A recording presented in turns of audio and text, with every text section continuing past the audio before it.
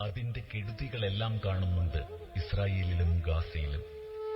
കയ്യിൽ കിട്ടിയവരെ വെട്ടിയും വെടിവെച്ചും, സ്ത്രീകളെ പീഡിപ്പിച്ചും, മൃതദേഹത്തെപ്പോലും അപമാനിച്ചും, അത് പുരാണങ്ങളിൽ നടന്ന യുദ്ധങ്ങളെപ്പോലും നാണിപ്പിക്കുകയാണ്.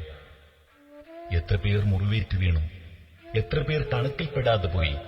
എത്ര കൂട്ടിയാലും കിഴിച്ചാലും ഒരിക്കലും പൊരുത്തപ്പെടാത്ത മരണങ്ങളുടെ ഗണിതമാണ് യുദ്ധം. തോക്കുകളേക്കാൾ ശക്തമായ ശബ്ദം നിശബ്ദമായ കുട്ടികളുടെ കരച്ചിലാണെന്നും, ഒരു സുനാമിക്കോ പേമാരിക്കോ കൊടുങ്കാറ്റിനോ ഭൂകമ്പത്തിനോ എന്തിന്, ഒരു സൂക്ഷ്മാണുവിന് മുന്നിൽ പോലും മനുഷ്യനാരുമല്ല എന്നും രക്തത്തിൽ മുങ്ങിക്കുളിച്ച് ആനന്ദിക്കുന്ന ഭരണാധികാരികൾ എന്നാണ് തിരിച്ചറിയുക. ആരും ജയിക്കാത്ത യുദ്ധങ്ങൾ. ഗാസ